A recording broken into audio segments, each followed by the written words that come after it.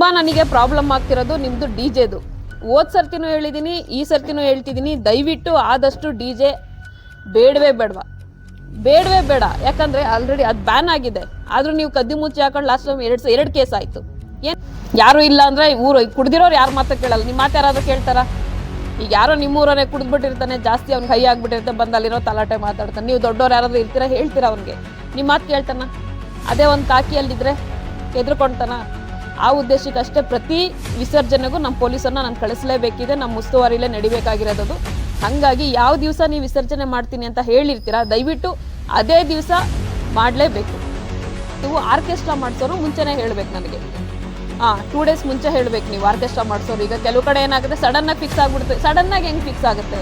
ನೀವೆಲ್ಲ ಮಾತಾಡಿಕೊಂಡು ಅವ್ರಿಗೆ ಅಡ್ವಾನ್ಸ್ ಮಾಡಿ ಅವರು ಡೇಟ್ ಕೊಡಬೇಕು. ಯಾಕಂದರೆ ಇದು ಸೀಸನ್ ಅವ್ರಿಗೆ, ಆರ್ಕೆಸ್ಟ್ರಾದವ್ರಿಗೆ. ಯಾರು ಫ್ರೀಯಾಗಿ ಇರೋದಿಲ್ಲ. ನೀವು ಕರೆದ ತಕ್ಷಣ ಬರೋಲ್ಲ, ಸಡನ್ನಾಗಿ ಫಿಕ್ಸ್ ಆಯಿತು ಅನ್ನೋಕ್ಕೆ. ನೀವೆಲ್ಲ ಮುಂಚೆನೇ ಮಾತಾಡ್ಕೊಂಡಿದ್ದೆ. ನಮಗೆ ಮುಂಚೆನೇ ಮಾಹಿತಿ ಕೊಡಿ.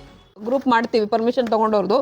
ಅದರಲ್ಲಿ ಇವೆಲ್ಲ ನಾವು ಇನ್ಸ್ಟ್ರಕ್ಷನ್ಸ್ ಹಾಕ್ತೀನಿ. ಟೋಟಲು ನಮ್ಮ ಕಡೆಯಿಂದ ನಿಮಗೆ 55 ಇನ್ಸ್ಟ್ರಕ್ಷನ್ಸ್ ಇದೆ.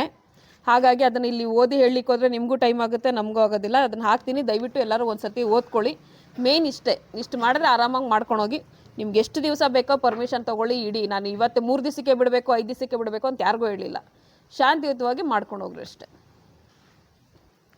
ನೀವು ಮೈಕ್ ಹಾಕ್ತಿರೋದ್ರೆ ಮತ್ತೆ ತುಂಬ ನನಗೆ ಪ್ರಾಬ್ಲಮ್ ಆಗ್ತಿರೋದು ನಿಮ್ಮದು ಡಿ ಜೆದು.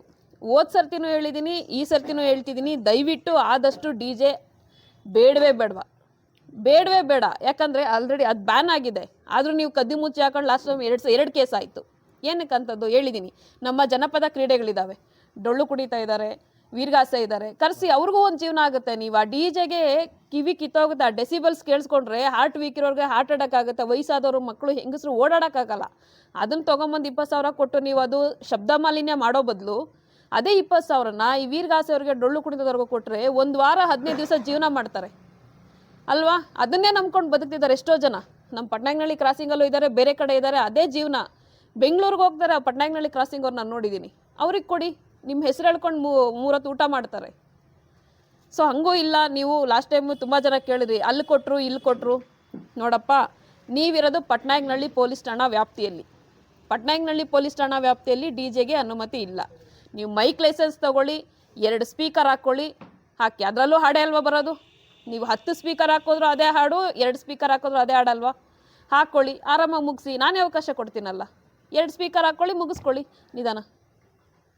ಅದು ಬಿಟ್ಟು ನೀವು ಅಲ್ಲಿ ಕೊಟ್ಟರು ಡಿ ಜೆ, ಇಲ್ಲಿ ಕೊಟ್ಟರು ಅಂದಾಗ ತಾವು ದಯವಿಟ್ಟು ಅಲ್ಲೇ ಹೋಗಿ ಗಣೇಶ ಪ್ರತಿಷ್ಠಾಪನೆ ಮಾಡಿ ಅಲ್ಲೇ ಡಿ ಜೆ ತರಿಸ್ಕೊಳ್ಳಿ. ನಂದೇನು ಅಭ್ಯಂತರ ಇಲ್ಲ.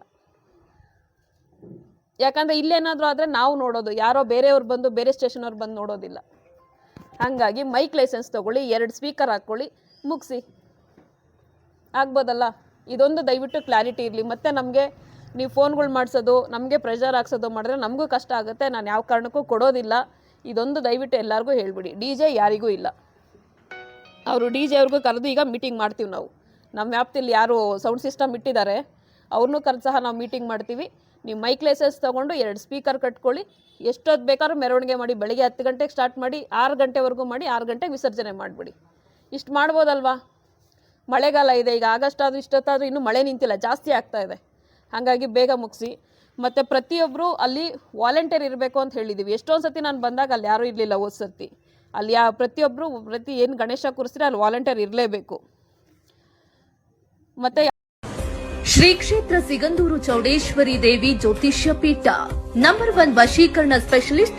ಅವ್ರು ಹೆಂಗೆ ಹೇಳೋರೆ ಹಂಗಂಗೆ. ನಮ್ದು ಕೇಸ್ ನಡೀತಾ ಇತ್ತು ಮೊನ್ನೆದು, ಅದೆಲ್ಲ ನಮ್ಮ ಕಡೆ ಆಯ್ತು. ಆಮೇಲೆ ಇನ್ನೊಂದು ಜಮೀನು ಸೇಲ್ ಆಗಬೇಕಾಗಿತ್ತು. 70 ಲಕ್ಷ ರೂಪಾಯಿಗೆ ಸೇಲ್ ಆದ್ರೆ ಸಾಕಪ್ಪ ಅಂತ ಅಂತಿದ್ವಿ. ಅದು ಇವಾಗ 90 ಲಕ್ಷಕ್ಕೆ ಸೇಲ್ ಆಯ್ತು. ಅವ್ರು ಡಿಸೆಂಬರಲ್ಲೇ ಆಗುತ್ತೆ ಅಂದ್ರೆ ಡಿಸೆಂಬರಲ್ಲೇ ಆಯ್ತು. ಏನೇ ಆದ್ರೂ ನಾವು ಫೋನ್ ಮಾಡಿ ಕೇಳ್ಕೊತೀವಿ, ಹಿಂಗ್ ಮಾಡ್ಬೋದು ಅಂತ, ಮಾಡ್ಬೇಕಾ ಏನು ಅಂತ. ಅವ್ರು ಹೆಂಗ್ ಹೇಳ್ತಾರೋ ಫೋನಲ್ಲೇ ಹೇಳ್ತಾರೆ, ಹಿಂಗ್ ಮಾಡಿ ಅಂತೆಲ್ಲ. ಅವ್ರು ಹೆಂಗೆ ಹೇಳ್ತಾರೋ ಹಂಗಂಗೆ ಆಗೈತೆ ನಮ್ಗೆ 15 ವರ್ಷದಿಂದ. ನಾನು ಏನ್ ಹೇಳಿಲ್ಲ, ಅವರಿಗೆಲ್ಲ ಹೇಳಿ 99% ಏನ್ ಹೇಳಿದ್ದಾರೆ ಎಲ್ಲ ಕರೆಕ್ಟ್ ಇದೆ. ಇವತ್ತಿಗೆ ನನ್ನ ಮಗನ ಮದುವೆ ಆಗುತ್ತೆ, ಹೋಗೋದು ಕರೆಕ್ಟಾಗಿ 9 ದಿನ ಅವ್ರು ಹೇಳಿ 9 ದಿನದಲ್ಲಿ ನಡೀತು. ಆ ತರ ಒಂದು ಶಕ್ತಿ ನಾನು ಎಲ್ಲೂ ಜೀವನದಲ್ಲೇ ನೋಡಿಲ್ಲ ಬಿಡಿ. ನಾವು ಬದುಕದೇ ಕಷ್ಟ ಅನ್ನೋ ರೇಂಜ್ ಅಲ್ಲಿ ಇದ್ದಿದ್ದು ಇವ್ರದ್ದು.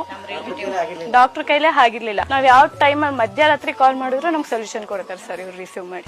ಮದುವೆ ಸಮಸ್ಯೆ, ಕೋರ್ಟ್ ಕೇಸ್ ಸಮಸ್ಯೆ, ಮಕ್ಕಳು ಪ್ರೀತಿಯಲ್ಲಿ ಬಿದ್ದು ಮಾತು ಕೇಳದಿದ್ದಲ್ಲಿ, ಪ್ರೀತಿಯಲ್ಲಿ ನಂಬಿ ಮೋಸ ಹೋಗಿದ್ರೆ, ಸಂತಾನ, ಇನ್ನು ಯಾವುದೇ ಸಮಸ್ಯೆಗಳಿದ್ರೂ ಶಾಶ್ವತವಾಗಿ 24 ಗಂಟೆಯಲ್ಲಿ ಪರಿಹಾರ. ವಿಶೇಷ ಸೂಚನೆ ಸ್ತ್ರೀ ಪುರುಷ ವಶೀಕರಣ ಇಷ್ಟಾರ್ಥ ಪ್ರಕಾರ ಮಾಡಿಕೊಡುತ್ತಾರೆ. ಫೋನಿನ ಮೂಲಕ ಕೇವಲ 24 ಗಂಟೆಯಲ್ಲಿ ಪರಿಹಾರ ಮಾಡುತ್ತಾರೆ.